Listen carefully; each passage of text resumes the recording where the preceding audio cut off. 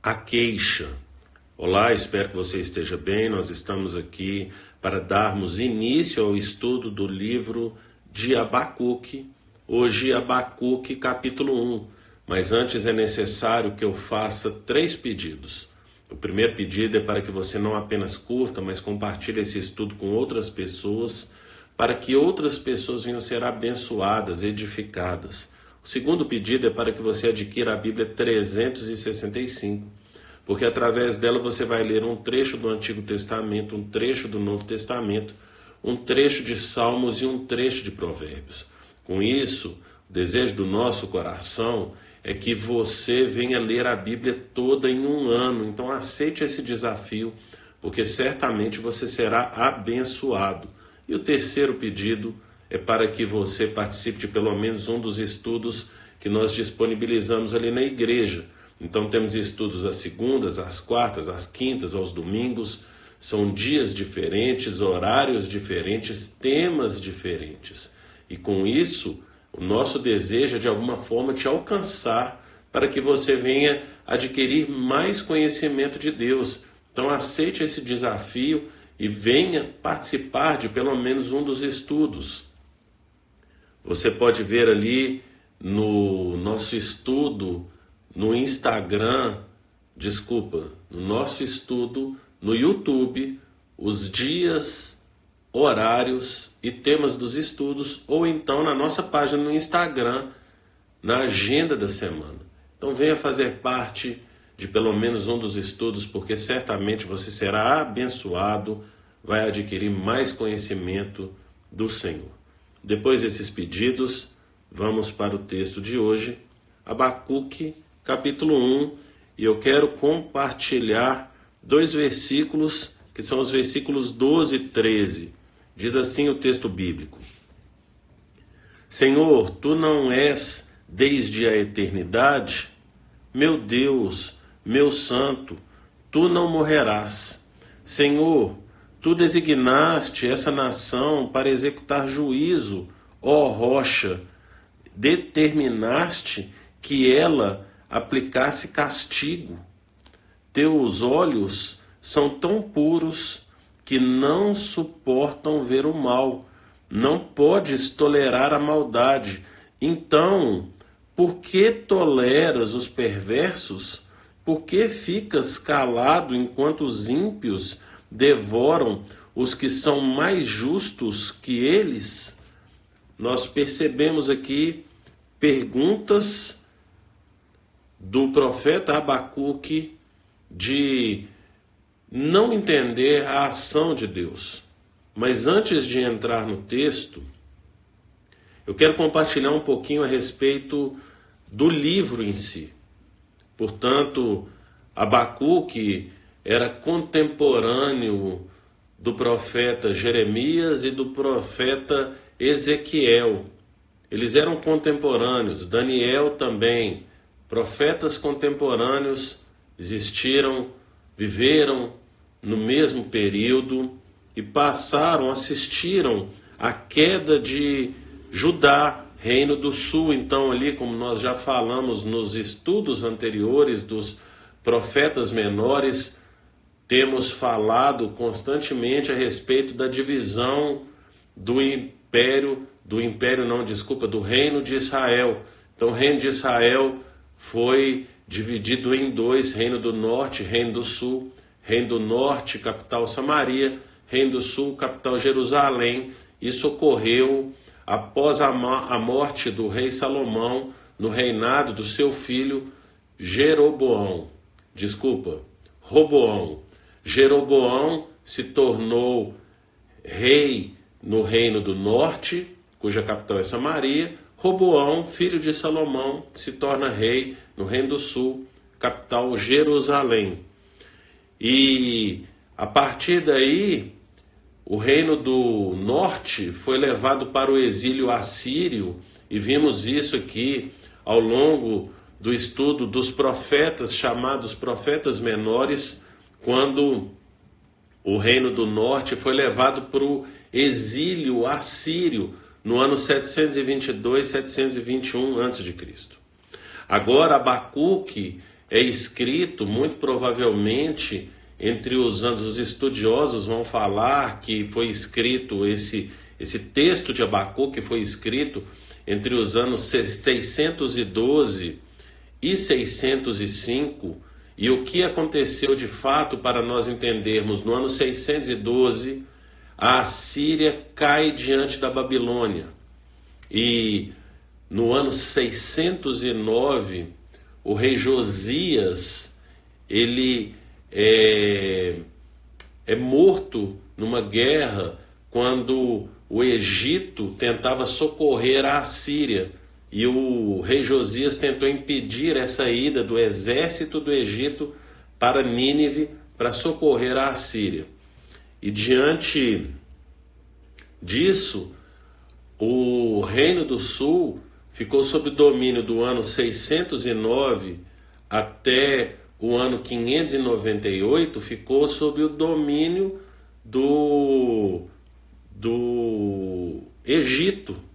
Quem reinava era Jeoaquim, e depois, no ano 605, a Babilônia chega às portas de Jerusalém para tentar conquistar o Reino do Sul, mas isso só vai acontecer de fato no ano 597, quando Nabucodonosor vai chegar e vai levar o Reino do Sul cativo para a Babilônia, e isso vai ser no período do ano 597 a.C. até o ano 586 a.C.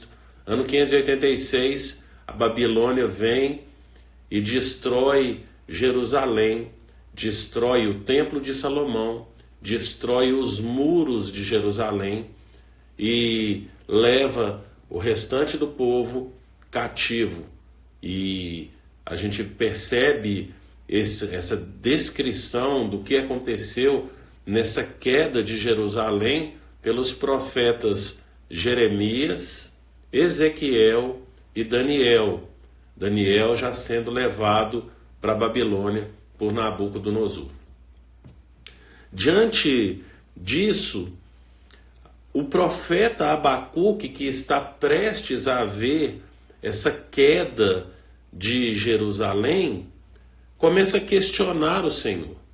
E ele faz a primeira queixa diante de Deus, aqui no capítulo 1, do versículo 2 até o versículo 4.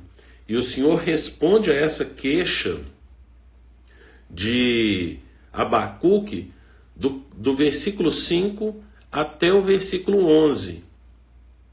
E no versículo 12, a partir do versículo 12 até o capítulo 2, versículo 1, vem a segunda queixa de Abacuque, que é o que nós estamos tratando no estudo de hoje. Abacuque se queixa porque o Senhor fala no versículo 6 que ele está trazendo os babilônios. Abacuque vem fazendo essa primeira queixa, falando a respeito da violência que está acontecendo, da injustiça que está acontecendo, de que ele tem clamado por socorro e não tem sido ouvido. E o Senhor responde essa primeira queixa falando que ele está trazendo um castigo para Israel e que ele vai usar, versículo 6, estou trazendo os babilônios, nação cruel e impetuosa, que marcha por toda a extensão da terra para apoderar-se de moradias que não lhes pertencem. Então o Senhor está trazendo para o profeta como que ele, o Senhor, tem usado a Babilônia para castigar as nações. A gente viu no estudo anterior dos profetas, então se você não acompanhou, vale a pena você estudar aí todos esses profetas menores para entender o que é que tem acontecido. Então lá no profeta Amós, é muito claro, Amós no capítulo 1 e capítulo 2, é muito claro que o Senhor vai trazer um juízo para toda a região ali de Israel, Reino do Norte, Judá, Reino do Sul, a Filistia e várias outras nações, Edom, vai trazer uma punição para todas elas, e quem o Senhor vai usar é a Assíria. Mas ainda dentro do profeta Amós, o Senhor fala que vai trazer um castigo para a Assíria. E aí agora a gente vê esse castigo chegando para a Assíria. E o Senhor está falando que está trazendo então uma outra nação para castigar a Síria, mas para castigar também Judá, Reino do Sul. E o profeta se vê indignado com isso, com o que está acontecendo, porque ele tem reclamado, porque ele tem clamado ao Senhor, e o Senhor vai falar vai responder essa primeira queixa de Abacuque, falando que ele tem levantado Babilônia com um propósito, que é trazer juízo diante de tudo que foi feito, de todos os alertas que o Senhor foi dando através dos profetas ao longo dos séculos. Foi mais de um século. Nós percebemos então que agora, nessa segunda queixa de Abacuque, Abacuque se queixa por não entender por que o Senhor está usando a Babilônia. E nós vamos ver no estudo de amanhã, no capítulo 2, essa resposta do Senhor para o profeta Abacuque. O livro é composto, então, de duas queixas do profeta Abacuque, de duas respostas do Senhor. Então, a primeira e a segunda queixa estão aqui no capítulo 1, e a resposta do Senhor, a resposta à primeira queixa, também se encontra aqui no capítulo 1. No capítulo 2, vem a resposta à segunda queixa.